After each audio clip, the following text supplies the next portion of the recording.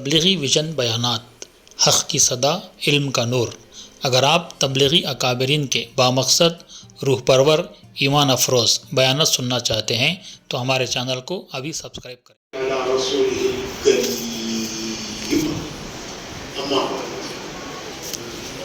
محترم بھائیوں اور محترم خواتین،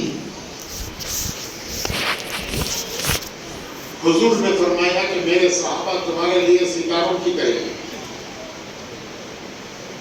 جس کے پیچھے بھی چلو گے منزل کو پہنچو گے۔ حضور کی ذات اقدس سب کا کل تھی، اور حضور کی صفات صحابہ میں بٹی ہیں۔ تو حضور نے فرمایا کہ میرے صحابہ ستاروں کی طرح ہیں، جس کے بھی پیچھے چلو گے منزل کو پہنچو گے۔ تو مردوں کے سامنے مرد صحابہ ہیں، عورتوں کے سامنے صحابیات ہیں۔ صحابیات میں تین مثالیں ہیں، ویسے تو ہر صحابیہ حضور نے فرمایا کہ پیچھے چلو ان کے منزل کو پہنچو گے، لیکن تین صحابیات، ان میں تین نمونے ہیں۔ ایک حضرت خدیجہ، وہ نمونہ ہے دین کی نصرت کا، دین کی نصرت، اس کا نمونہ حضرت خدیجہ ہے۔ دین کی اشاعت اور تبلیغ، اسے پھیلانا، اس کا نمونہ حضرت عائشہ ہے۔ اور بچوں کی تربیت، اس کا نمونہ حضرت فاطمہ ہے۔ اللہ نے اس امت کو کیسے نمونے دیے، نمونے امت کو دیے۔ حضرت خدیجہ نے وہ کام کیا ہے جو صحابہ کی ایک جماعت نے مل کے کیا ہے، وہ کام اکیلے تنہا حضرت خدیجہ نے کیا ہے۔ ابتدائے اسلام میں 10 سال تک صحابہ کی ایک چھوٹی سی جماعت تھی جو حضور کا ساتھ دیتی تھی، لیکن عورتوں میں حضرت خدیجہ تنہا تھی۔ جب حضور تھک ہار کر گھر آتے، ساری مخالفتیں برداشت کر کے، ساری تکلیفیں برداشت کر کے، کوئی پتھر مار رہا ہے، کوئی مٹی پھینک رہا ہے، ابو لہب تھوک رہا ہے، کہہ رہا ہے یہ جھوٹا ہے، سب کچھ برداشت کر کے حضور گھر آتے تھے تو حضور کو پھر سے ہمت دلانے والی، حوصلہ دینے والی، کام پر حضور کو پھر سے کھڑا کر دینے والی وہ حضرت خدیجہ تھی رضی اللہ تعالی عنہ۔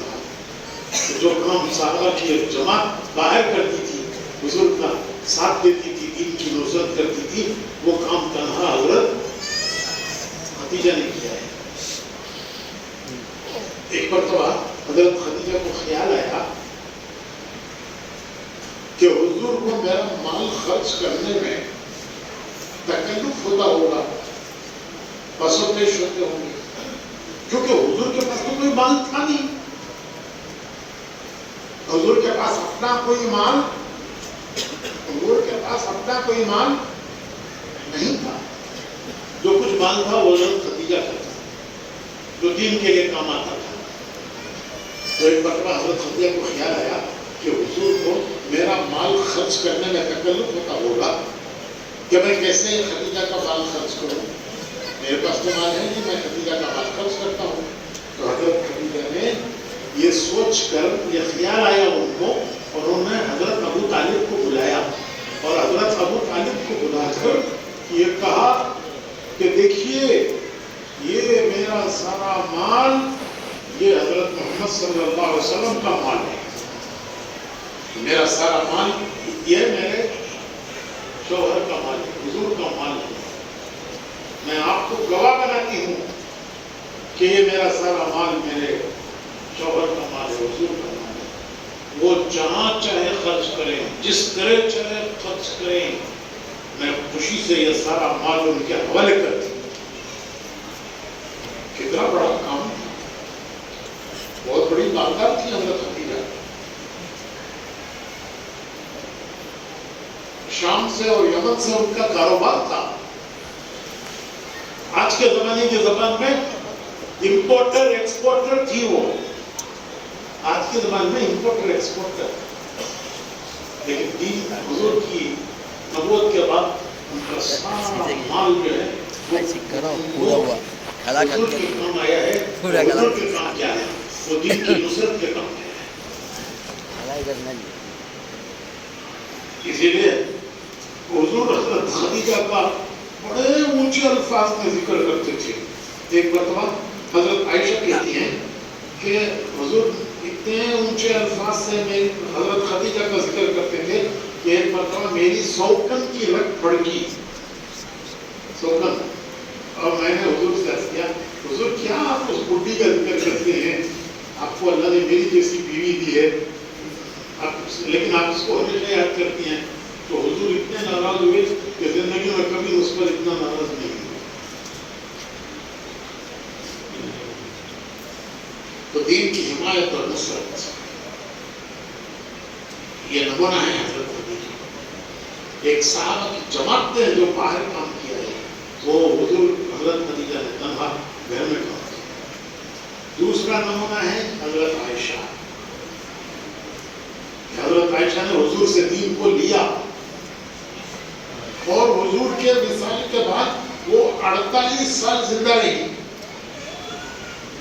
اور ان 48 سال میں انہوں نے وہ دین جو حضور سے لیا وہ امت کو پہنچایا.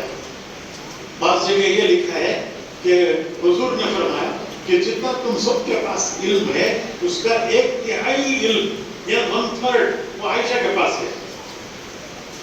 جتنا تم سب کے پاس ہے صحابہ سے کہا کہ جتنا تم سب کے پاس ہے اس کا 1/3 عائشہ کے پاس ہے. تو امت کو دین پہنچایا.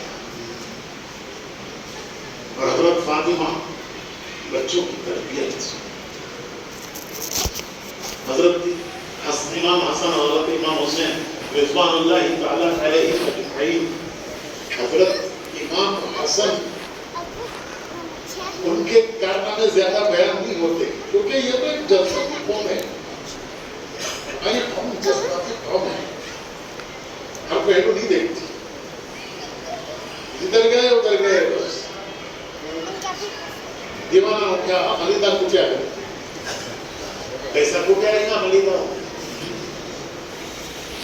حضرت امام حسن حضور نے فرمایا کہ میرا یہ نواسا یہ میرا نواسا 2 جماعتوں میں صلح کرائے گا. میرا یہ نواسا 2 جماعتوں میں صلح کرائے گا. تو ایک جماعت امام حسن کے ساتھ تھی جو کہتی تھی یہ امیر بنے گا اور ایک جماعت حضرت امیر معاویہ کے ساتھ تھی یہ امیر بنے گا. اور دونوں آ گئے تھے مقابلے پر. ادھر بھی صحابہ ہے ادھر بھی صحابہ ہے. تو تلواریں نکل گئی ہاتھوں میں تلواریں نکل گئی. حضرت امام حسن کے ماننے والے کہتے تھے ان کو امیر بنائیں گے اور حضرت امیر معاویہ کے ماننے والے کہتے تھے ان کو امیر بنائیں گے. تلواریں نکل گئی. حضرت امام حسن نے فرمایا کہ مجھے اور امیر معاویہ کو چھوڑ دو ہم دونوں مل کر صلح کر لیں گے. تم ہٹ جاؤ میرے حمایتی بیٹھ جاؤ ان کے حمایتی بیٹھتے ہیں. مجھے اور امیر معاویہ کو چھوڑ دو ہم دونوں مل کر صلح کر لیں گے. اور یہ آگے بڑھے. حضرت امیر معاویہ سے کہا کہ اگر عمارت آپ کا حق ہے تو میں آپ کو دیتا ہوں میں چھوڑتا ہوں. اور اگر میرا حق ہے تو میں میرا حق آپ کو دیتا ہوں. اگر امامت آپ کا حق تھا تو میں چھوڑتا ہوں آپ کو دیتا ہوں. اور اگر وہ میرا حق تھا تو میں میرا حق آپ کو دیتا ہوں. تو حضور کی پیشن گئی کہ میرا یہ نواسا 2 فوجوں کے درمیان کی جنگ کو سلا.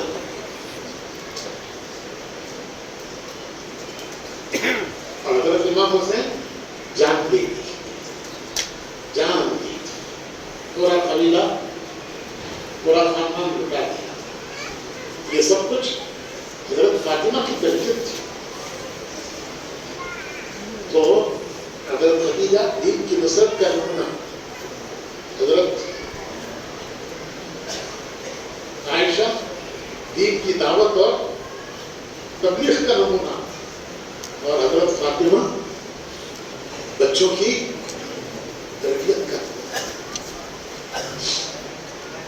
یہ ہمارے نمونے ہیں. دنیا کی ناچنے گانے والیاں ہمارا نمونہ نہیں ہے. دنیا کی ناچنے گانے والیاں افسوس ہے اس امت پر.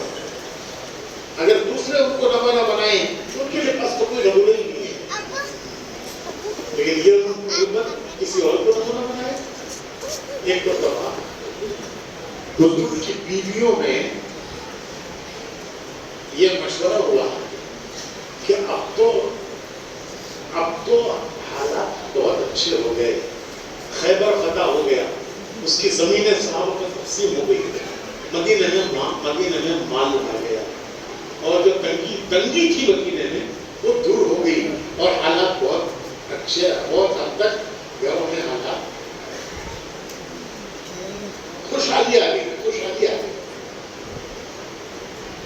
مال نہ ہے، خوشحالی کا معنی ضرورت پوری ہو رہی ہے. ارے خوشحالی کس کو کہتے ہیں؟ ضرورت پوری ہو رہی ہے، خوشحالی ہے. تو یہ مدینہ میں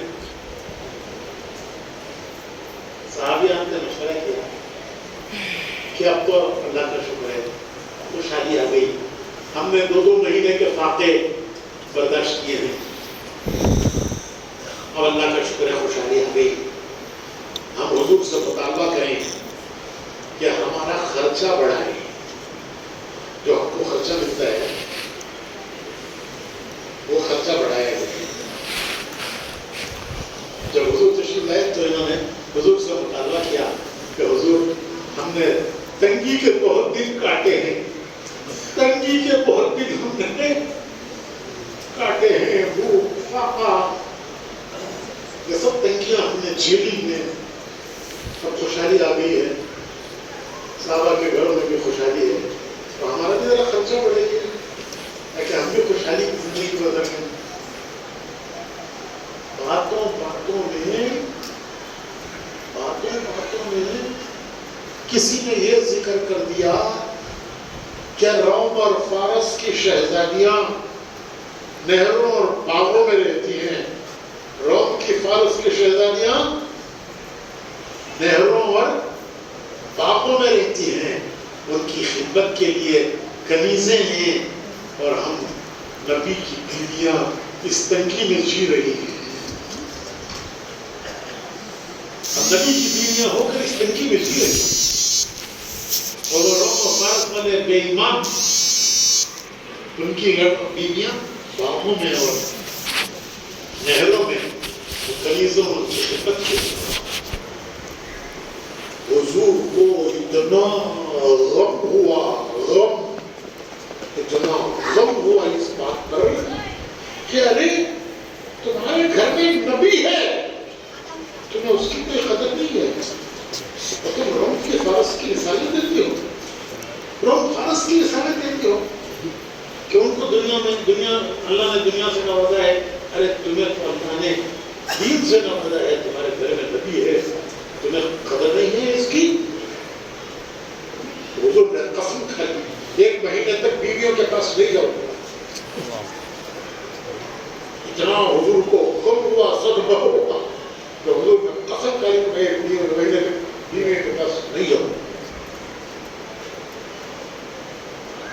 اور مسجد میں ایک ذرا اونچی سی جگہ تھی، اس پر حضور آ کر ٹھہر گئے. 1 مہینے تک بیویوں کے پاس نہیں گئے. صحابہ میں خبر اڑ گئی کہ حضور نے بیویوں کو طلاق دے دی.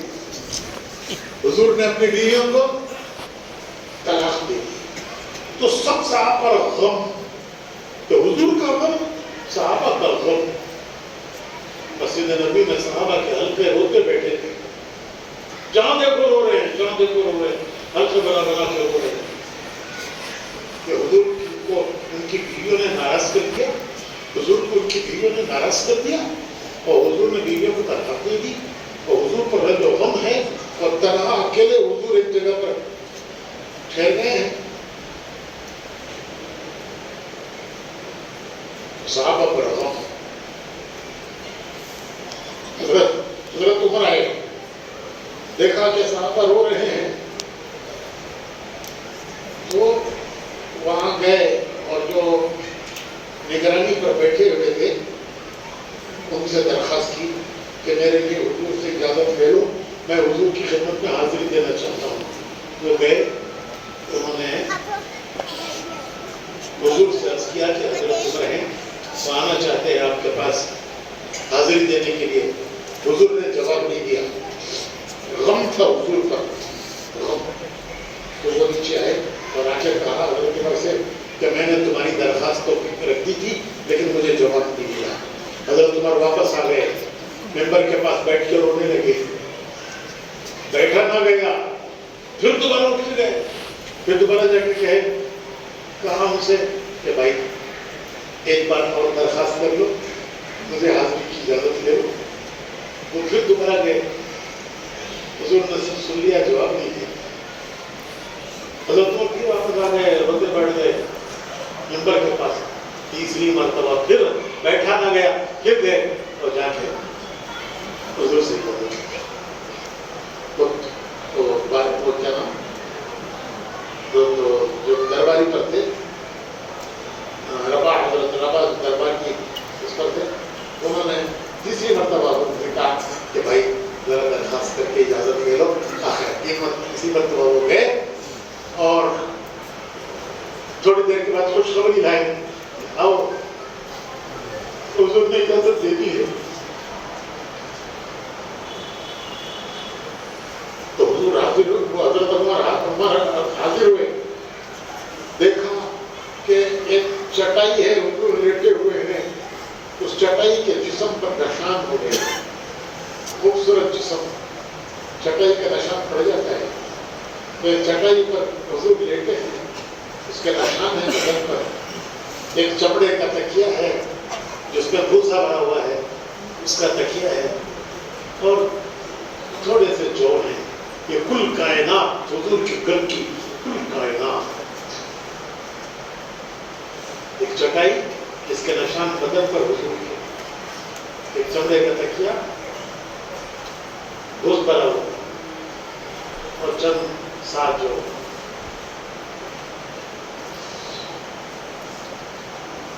تو حضرت عمر رونے لگے، لمبا قصہ ہے۔ حضرت عمر نے پوچھا کیا آپ نے بیویوں کو طلاق دے دی ہے؟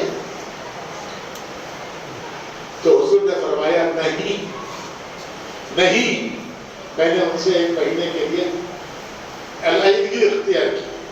حضرت عمر نے آ کر وہیں سے اعلان کیا کہ لوگوں، حضور نے اپنی بیویوں کو طلاق دی، جدائی اختیار کی۔ 1 مہینہ حضور اپنی بیویوں سے کس بات پر جدا ہوئے کہ تم روم فارس کی عورتوں کو نمونہ بتاتی ہو، کہ روم فارس کی عورتیں نمونہ ہیں تمہارے لیے، تم ان کو نمونہ بناتی ہو۔ ارے تم کو اپنے نعمت کی قدر نہیں ہے کہ تمہارے گھر میں اللہ کا رسول ہے۔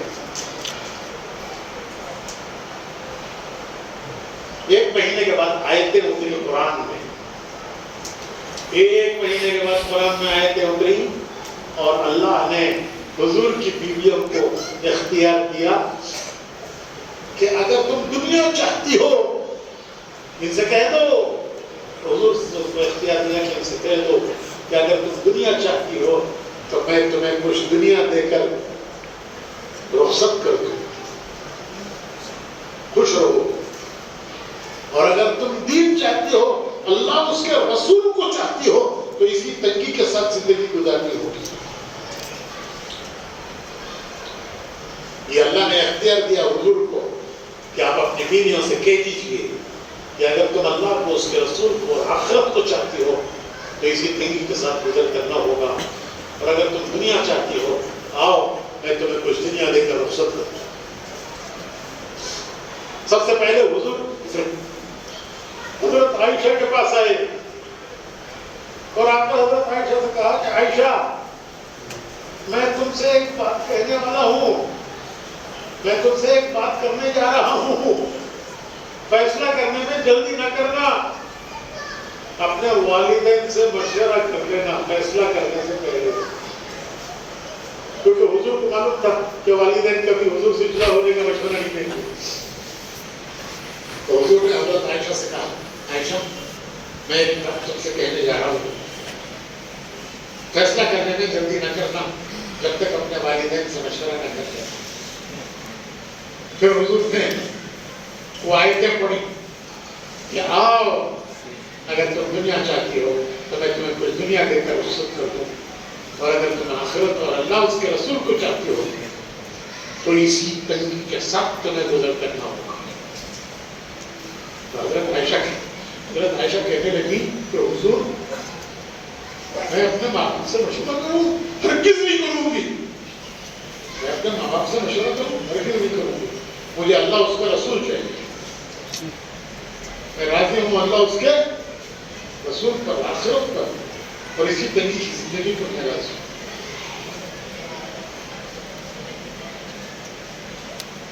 تو پھر حضرت عائشہ نے پوچھا کہ حضور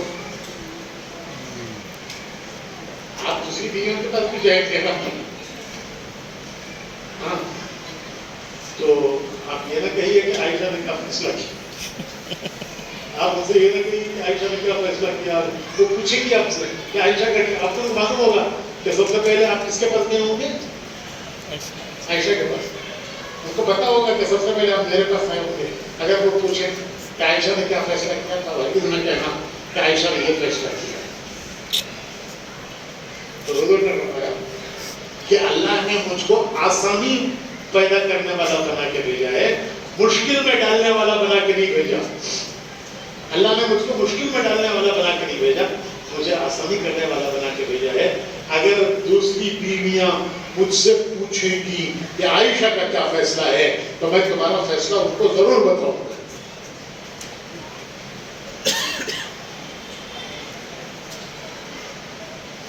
تو کیسے نمونے ہیں؟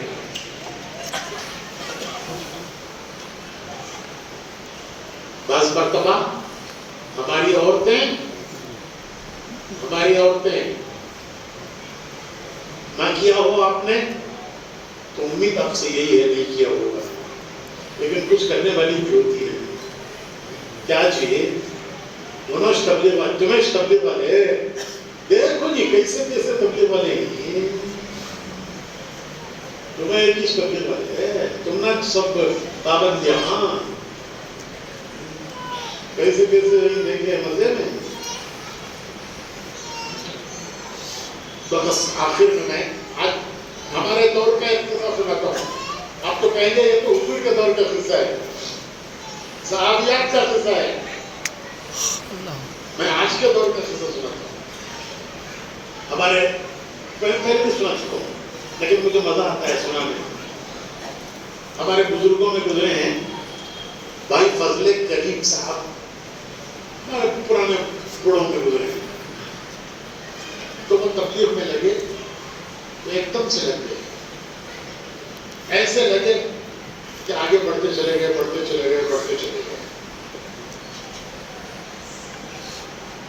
بیوی ابھی لگی نہیں تھی, یہ لگے تھے, بیوی ابھی نہیں لگی تھی. تو جب یہ جماعت سے واپس آتے تو بیوی ایک لسٹ دیتی, یہ ہماری ضرورت کی چیزیں ہیں, یہ لا کے رکھ دیجیے گھر میں, کہ پتہ نہیں آپ کب چلے جائیں, آپ کا تو کچھ پتہ نہیں کب آ کے بستر اٹھا کے چلے جائیں, کچھ خبر نہیں. یہ تقاضا آ گیا, وہ تقاضا آ گیا, یہ ضرورت آ گئی, وہ ضرورت آ گئی, تو آپ کب چلے جائیں گے خبر نہیں. اس لیے یہ لسٹ ہے گھر کی ضرورتوں کی, یہ لا کے رکھ کے چلیے. کچھ دنوں تک یوں چلتا رہا. پھر وہ بھی جماعت میں چلی گئی 3 دن, پھر وہ بھی کچھ کام کے قریب آ گئی.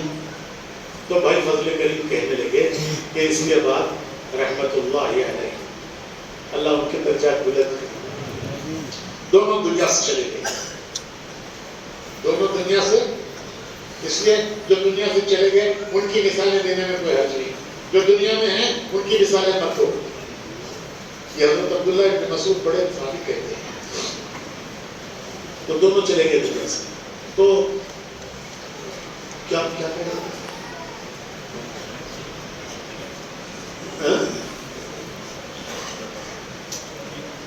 ہاں وہ بھی کچھ قریب آ گئی کام میں لگ گئی. تو اب تبدیلی یہ ہے گی کہ وہ جو آتے ہی لسٹ آتی تھی, ڈیمانڈ لسٹ, وہ ڈیمانڈ لسٹ آنا بند ہو گئی. پہلے آتے ہی ڈیمانڈ لسٹ آتی تھی, شکر ہونا, تیل ہونا, آٹا ہونا, یہ سب لاکھوں رمضان کو جو جمع کرتے ہیں چلے گئے تو یہاں کون گھر چلانا اس میں. اب وہ ڈیمانڈ لسٹ آنا بند ہو گئی.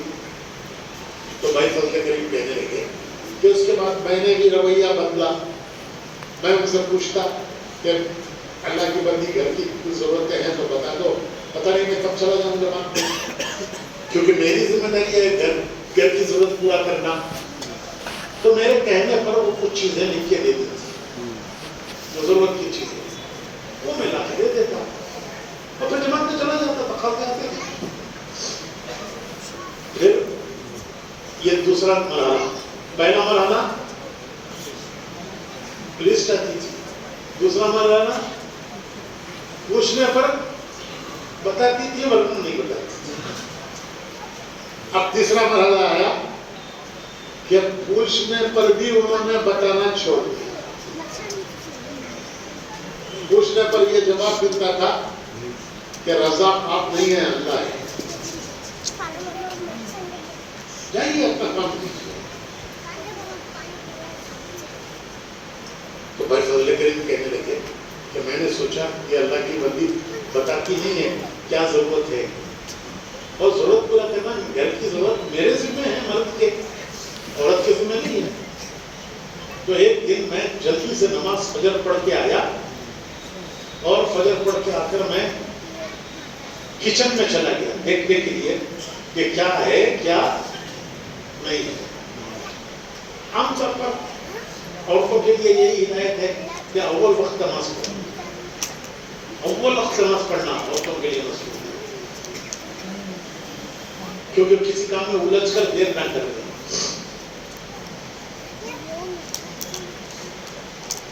وہ بھی نماز پڑھ کے سو چکی تھی. میں کچن میں چلا گیا اور میں کچن میں جا کے ڈبے کھول کھول کے دیکھنے لگا. شکر کا ڈبہ, آٹے کا ڈبہ, تیل کا ڈبہ. یہ جو کھٹپٹ ہوئی کچن میں, تو بیوی کیا بھولی کہ کچن میں کون آ گیا آج کچن میں کون آ گیا, کیونکہ یہ بھی بہت دیر سے آتے تھے مسجد سے, اور وہ بھی نماز پڑھ کے سو جاتی تھی. تو جب گئی تو دیکھا کہ فضل کریم بھائی ڈبے کھول کھول کے دیکھ رہے, ان کی پیٹ ان کی طرف تھی. سمجھ رہے ہیں, کچن میں وہ ڈبے رکھتے ہیں سامان, وہ کھول کھول کے دیکھ رہے تھے. اور دروازے پر جب بیوی داخل ہوئی تو فضل کریم بھائی کی پیٹ تھی ان کی طرف. انہوں نے دیکھا نہیں کہ بیوی کھڑی دیکھ رہی, بیوی دروازے پر کھڑی تماشا دیکھ رہی ہیں. تھوڑی دیر کے بعد بیوی نے پوچھا کہ آپ کیا کر رہے ہیں, آپ کیا کر رہے ہیں. تو میں نے بیوی سے کہا کہ اللہ کی بندی تو بتاتی نہیں گھر کی ضرورت کیا ہے. میں اپنی ذمہ داری پوری کر رہا ہوں, میں دیکھ رہا ہوں کہ کیا چیز ہے کیا چیز نہیں ہے, تاکہ جو چیز نہیں ہے وہ میں لے آؤں. تو بیوی کہنے لگی کہ ان خالی ڈبوں کو اللہ بھر رہا ہے. جب ڈبے خالی ہو جاتے ہیں تو ان کو اللہ بھر دیتا ہے. تو آپ نے خالی ڈبے بھرنے کی ذمہ داری اپنے اوپر کیوں لینا چاہتے ہیں؟ ارے جب خالی ہو جاتے ہیں ڈبے تو اللہ بھرتا ہے, آپ یہ خالی ڈبے بھرنے کی ذمہ داری اپنے اوپر کیوں لینا چاہتے ہیں؟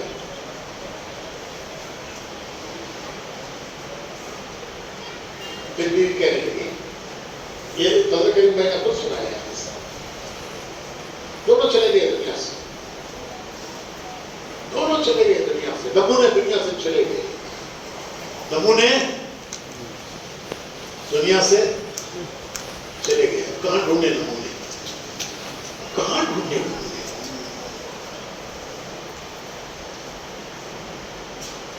پھر بیوی کہنے لگی کہ میں نہیں چاہتی کہ آپ کی دعوت کی فکروں میں کوئی اور فکر شامل ہو جائے.